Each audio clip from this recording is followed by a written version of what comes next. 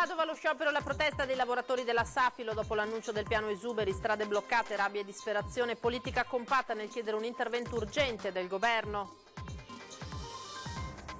Domani il No Tax Day promosso dalla Lega contro le nuove tasse introdotte in manovra finanziaria, oggi pomeriggio tavolo promosso dalla Regione con categorie e sindacati. Non è morto per i morsi dei suoi cani, ma per infarto il 49enne che mercoledì sera è stato trovato privo di vita dalla compagna nel giardino della sua abitazione. Il MOSE può funzionare anche da subito in caso di emergenza, ci saremmo evitati 1 miliardo di danni, a dirlo l'ingegnere che è responsabile della sala controllo prima del commissariamento. Oggi la neve ha imbiancato soprattutto il Vicentino, dalle prossime ore il maltempo se ne va, ma scatta il rischio gelate sulle strade, stato di attenzione lanciato dalla Protezione Civile. Presepe e polemica, accade ad Azzano Decimo, dove la natività con il bambino Gesù di colore e migrante scatena la bufera. Dopo Treviso, Padova e Vicenza, nuovo appuntamento in piazza per il Movimento delle Sardine in Veneto, alle 19 il flash mob davanti alla stazione di Santa Lucia. Buonasera, ben ritrovati in diretta con l'edizione regionale dei telegiornali di Antenna 3. Allora è il giorno della rabbia, dunque quello di oggi, e della protesta. I lavoratori degli stabilimenti Safilo hanno scioperato oggi contro il piano da lacrime e sangue presentato dall'azienda. Sotto la neve il corteo nella zona industriale di Longarone e sulla 51 di Alemagna, che ha causato il blocco del traffico.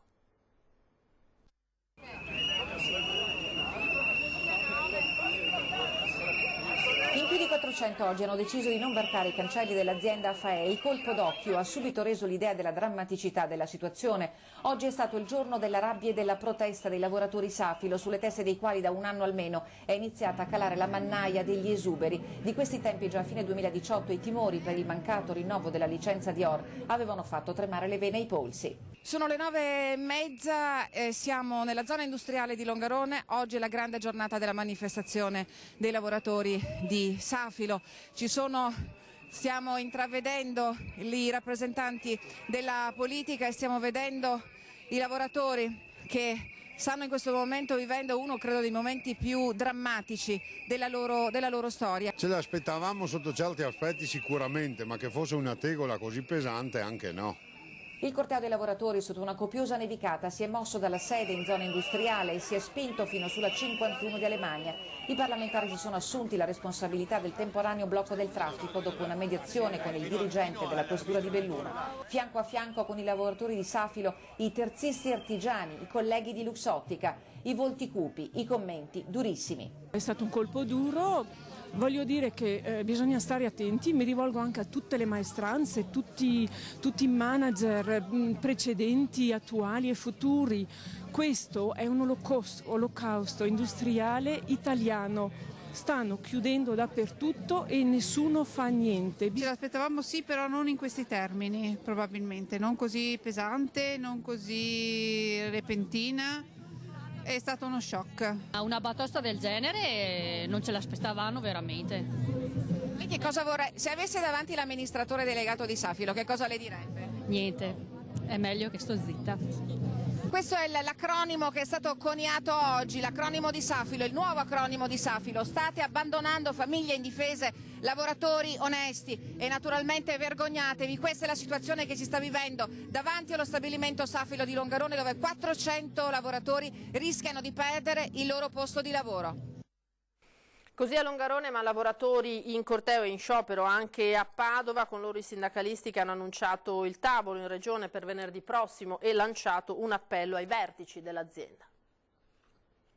L'azienda conferma licenze che non vengono prodotte assolutamente in Italia e che non transiteranno nemmeno per l'Italia e quindi di fatto i volumi li sposta in altri stati. La Regione ci ha già convocato, saremo lì venerdì 20 alle ore 16. Il Ministero avete scritto anche al Mise, giusto? Esattamente, abbiamo scritto anche al Mise, anche perché va fatto un ragionamento su quello che è il settore moda in Italia. È un paradosso industriale perché il settore dell'occhialeria sta andando alla grande, i numeri dicono che il futuro sarà ancora ottimo e di conseguenza, come dire, bisogna produrre gli occhiali. La Safilo è una delle migliori produttrici al mondo, è incomprensibile che a questo punto l'impresa annunci 700 licenziamenti. Noi chiediamo veramente l'intervento di tutti. È il frutto di una politica industriale sbagliata da tanti anni, che il sindacato dice all'azienda che così non va, che bisognava fare scelte diverse, ma hanno continuato per la loro strada pensando di essere in quel sistema che comunque si guadagna, e oggi abbiamo la prova che non è proprio così, perché chi ha investito bene e si è comportato bene nel mercato sta andando avanti. Infatti il sistema occhialeria funziona ancora e va benissimo. La Safilo purtroppo è in controtendenza.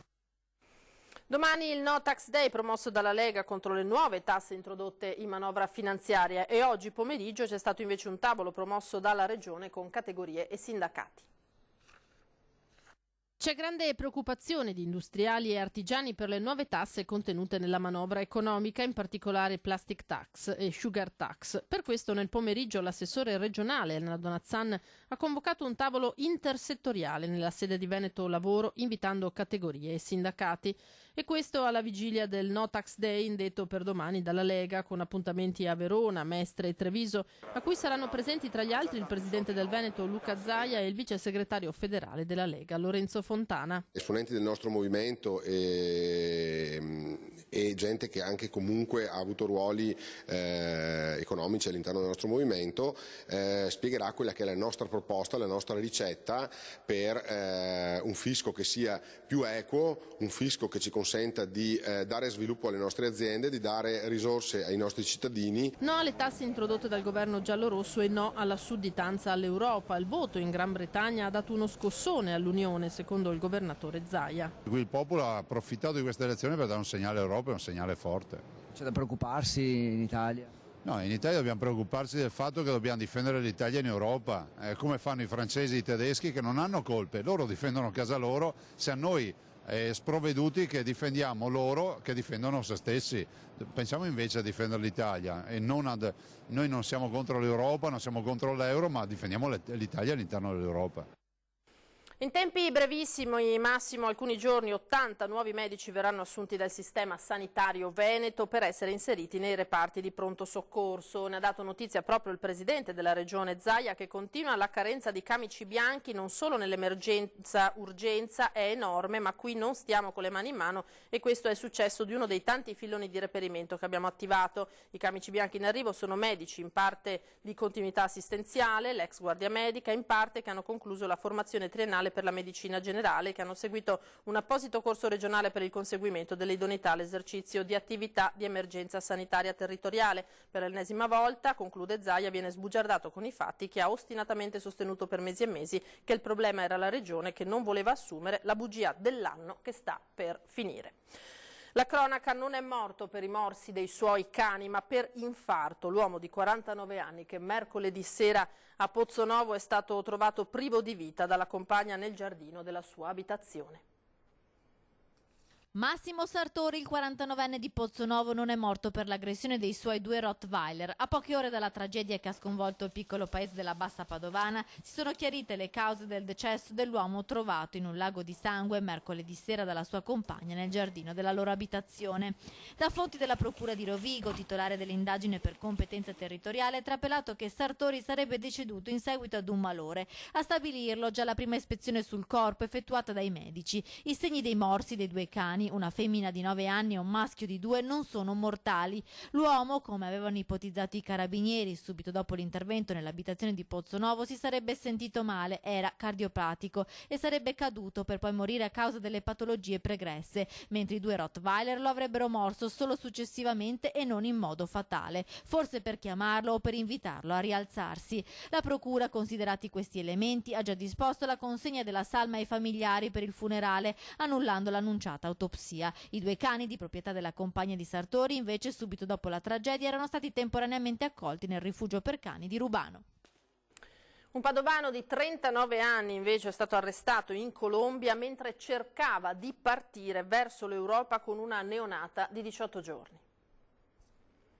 Padovano arrestato in Colombia, un 39enne di Brugine è stato fermato all'aeroporto internazionale di Cartagena de Indias mentre stava per partire con una neonata di 18 giorni alla volta di Amsterdam. L'uomo, Mirko Coccato, sosteneva di essere il padre della bimba. La piccola però non era sua figlia. Secondo un comunicato diffuso dall'immigrazione colombiana, i sospetti sono emersi quando ad un controllo un funzionario ha notato che il documento della piccola, di cui l'italiano sosteneva di essere il padre biologico, aveva una data di partenza che non coincideva con quella effettiva del viaggio. L'uomo a questo punto è stato posto in stato di fermo, mentre la polizia controllava i suoi movimenti da e per la Colombia. Dopo il controllo, un ulteriore colpo di scena: si è presentata una donna che ha dichiarato di essere la madre della neonata e di averla data all'uomo affinché potesse avere una vita migliore. A questo punto un agente ha notificato al cittadino italiano l'arresto per soppressione, alterazione e supposizione di stato civile della piccola colombiana. Abbiamo intervistato Loretta Galeazzo, la commessa della valigeria Duomo di Padova, che 50 anni fa vendette le famose valigette utilizzate per la strage di Piazza Fontana a Milano. Ecco come ha vissuto il grande interesse mediatico per questo 50° anniversario. Ieri l'ho vissuta con un senso di angoscia. Ogni anno si è ripetuta questa cosa, ma non così, con tanto... come questa volta, 50 anni insomma. 50 anni fa la vita di Loretta Galeazzo si incrociò casualmente con quella dei protagonisti della strage di Piazza Fontana a Milano nel dicembre del 1969. Nonostante fosse in maternità, era stata richiamata al lavoro alla valigeria Duomo per il periodo natalizio. Fu lei a vendere quelle valigette utilizzate per nascondere l'esplosivo piazzato all'interno della Banca Nazionale dell'Agricoltura. Le si presentò un uomo alto e distinto, Franco Freda, diranno le indagini, dopo molti anni. Mi ha chiesto un tipo di cartella che possibilmente con delle caratteristiche senza scomparti all'interno, leggera, ok, va bene, una cartella era normale, ma me ne ha chieste 4 e questa è stata una cosa un po' insolita. Dopo 2 giorni abbiamo visto il telegiornale della sera e quello che è successo, e hanno fatto vedere un pezzo di questa valigetta che era una era inesplosa. Qual è stato il particolare che le ha fatto capire che erano proprio le valigette che lei aveva venduto 2 o 3 giorni prima? La chiusura, proprio la chiusura, il pezzo, cioè il tipo di chiusura che a Padova non le aveva nessuno, le avevamo solo noi quel tipo di cartella lì. Vedendo le immagini alla TV decise subito di raccontare tutto al titolare, di denunciare i fatti in questura, ma Loretta non fu mai interrogata dagli investigatori. Nessuno più si è fatto vivo per questa cosa. Infatti eravamo abbastanza perplessi perché cosa è successo? Finché dopo 3 anni è arrivato in negozio, appunto, questo magistrato Calogero. Lei dovette riconoscere la persona a cui aveva venduto la valigetta, vero Franco Freda? Esatto, io avrei dovuto riconoscerlo, ma non l'ho riconosciuto. Perché Distanza di 3 anni? Distanza di 3 anni, ci sono stati dei cambiamenti nella persona. Lui aveva fatto i capelli bianchi e quando era venuto 3 anni prima li aveva scuri. Ero delusa anche per il fatto di non averlo riconosciuto. Io speravo di poter fare qualcosa, di essere utile in qualche maniera, perché io ero una testa molto importante. Parliamo ora del Mose. Il Mose può funzionare anche subito, a dirlo è l'ingegnere idraulico che era responsabile della sala controllo prima del commissariamento e che lancia ora un appello ai cittadini. Se il Mose fosse stato operativo avrebbe completamente evitato l'acqua alta. L'acqua si sarebbe fermata a 1,10 m a Venezia e a 1,20 m a Chioggia, quindi in tutta sicurezza.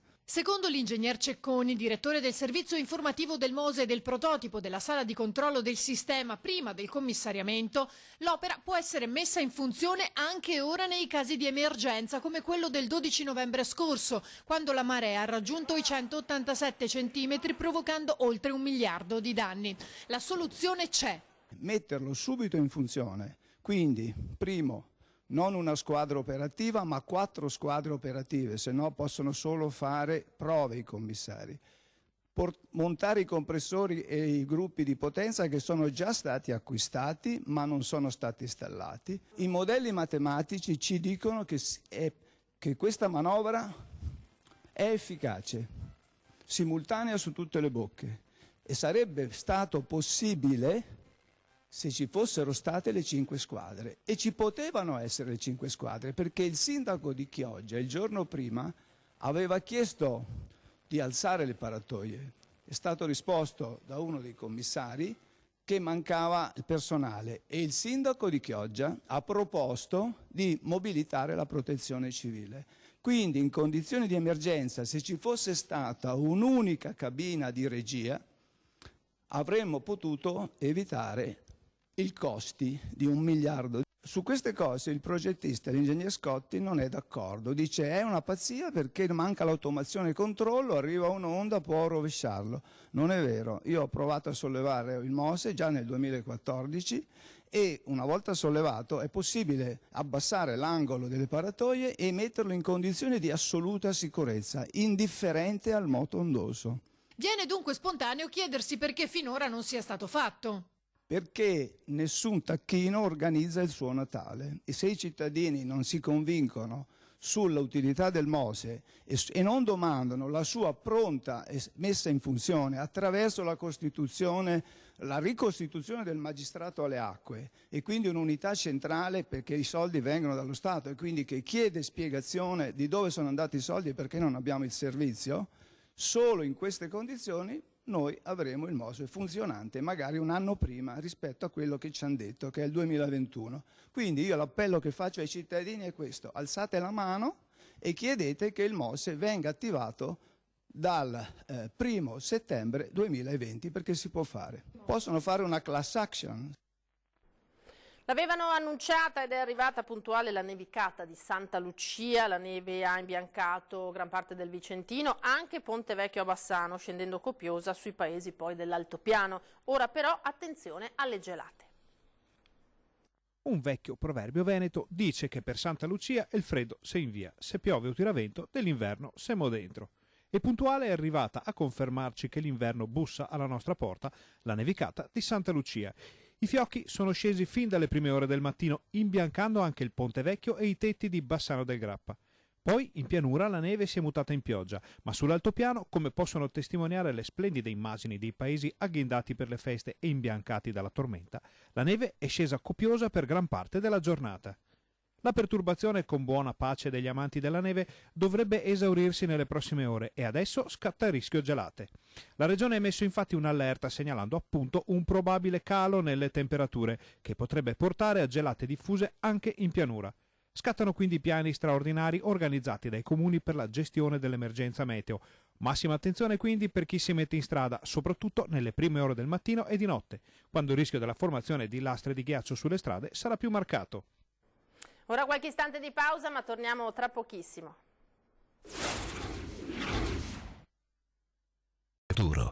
Edizione del Veneto dei telegiornali di Antenna 3, andiamo ad Azzano Decimo per la bufera scatenata sulla Natività con il Bambin Gesù di colore e migrante. Da simbolo di pace e fratellanza, bersaglio di polemiche, il copione si ripete anche in questo Natale, come ormai ogni anno, purtroppo, da tempo. Così, se a Mogliano Veneto, nella Marca trevigiana, è stata la scelta degli insegnanti di una scuola elementare di non allestire il presepe a scatenare la bufera, ad Azzano Decimo, nel Pordenonese, la miccia si è accesa per le modalità di realizzazione della Natività. Asilo comunale Giovanni Paolo II, il presepe 2019 non vede presenti né Maria né Giuseppe, tantomeno bue ed asinello. Solo il Bambin Gesù, dalla pelle scura, disteso sopra il mare, accanto un'ancora. Un Bambin Gesù migrante. Abbastanza da innescare la polemica dell'opposizione di centrodestra in comune. 2 consiglieri postano la foto su Facebook attaccando l'amministrazione di centrosinistra per i contenuti politici della rappresentazione e i social si scatenano. Da una parte chi parla di attacco alla tradizione cristiana, della smania di voler sembrare originali e di mente aperta a tutti i costi, tanto da creare un simbolo che nulla ha a che fare con il presepe. Dall'altra chi difende la scelta, dal colore della pelle alla simbologia delle tragedie del Mediterraneo, simili alla fuga di Giuseppe e Maria. In mezzo la preside, finita inevitabilmente nell'occhio del ciclone e che cerca di abbassare i toni. Non è il caso, scrive in una nota, in un periodo storico già contraddistinto da livore sociale, violenza verbale, odio gratuito e assenza di relazioni umane, di preoccuparsi così tanto per il colore del bambolotto del presepe. Tentativo a vuoto, viene da pensare, in attesa della prossima polemica. Nuovo flash mob delle sardine in Veneto, questa volta tocca a Venezia. Abbiamo in collegamento in diretta Anna Maria Parisi e Cristian Roque Allende per dirci tutto su come si stanno organizzando. Anna Maria. Eccoci, sì, ciao Lina, buonasera a tutti i telespettatori, eccoci qua, vedi, questa me l'ha regalata uno dei, non so se si vede, se riusciamo ad accendere il faretto, Christian, forse si vede di più, comunque sentiamo nel sottofondo musicale che si sono ritrovati tutti dietro di me, vedete siamo nel piazzale della stazione Santa Lucia di Venezia dove il movimento delle sardine di Venezia si è ritrovato. Questo è il dono, chiamiamolo così, di uno dei partecipanti, non soltanto precari, studenti e disoccupati ma anche pensionati di Mestre, Musile di Piave, San Donà, Lido, Milano e Venezia naturalmente, che sono arrivati qua a dare sostegno ai ragazzi, questa nuova generazione che chiede di essere ascoltata per quanto attiene ai propri temi e non soltanto, chiede anche che vengano ridimensionati i toni del dibattito, toni più pacati, meno accesi, meno offensivi e certamente più educati. Questo in sintesi. L'appuntamento però del raduno, del flash mob come vogliamo chiamarlo, è a brevissimo alle 19. Intanto sentiamo il sottofondo musicale, prima c'era anche un brano di Battisti, adesso invece stiamo sentendo il bolognese Lucio Dalla che canta molti temi ambientali come C'era una volta il mare. Ecco, questi i temi che verranno affrontati nel flash mob che vedremo a breve per il prossimo collegamento sempre in diretta qui da Venezia. La linea può tornare allo studio. Grazie ad Anna Maria Parisi, prossimo collegamento nel telegiornale di Venezia. Prima di salutarci vi ricordo che quest'anno torna la rubrica Il vostro presepe, allora prego la regia, eccolo qua, di mostrarvi i riferimenti e i numeri da contattare, sia per inviarci le vostre immagini che nel caso voi non riusciate per chiederci di venire da voi. Noi naturalmente verremo, riprenderemo il presepe e poi lo manderemo in onda. È tutto per questa edizione, grazie per essere stati con noi, vi lascio alle previsioni del tempo per domani, arrivederci.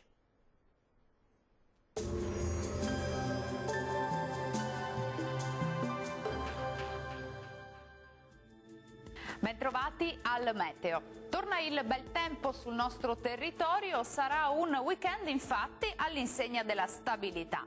Vediamo il dettaglio di sabato 14 dicembre. Sul Veneto ampio soleggiamento ovunque, cielo sereno o al massimo velato. Non si esclude qualche foschia o nebbia sulle pianure al mattino, ma in rapido dissolvimento. Vediamo anche le temperature minime tra -4 e 2 gradi, valori massimi compresi invece tra 7 e 8 gradi circa. Stessa situazione anche sul Friuli Venezia Giulia, con tanto sole su tutti i settori e cielo anche qui al massimo velato. Temperature minime tra 1 e 6 gradi, massime comprese invece tra 8 e 11 gradi circa. Non cambia di molto la situazione sul Trentino Alto Adige, dove avremo locali nevicate fino al piano sui confini alpini, soleggiato invece altrove. Temperature minime sotto zero, massime tra 10 e 11 gradi. Bene, dal meteo di Antena 3 per ora è tutto. Grazie per l'attenzione e arrivederci.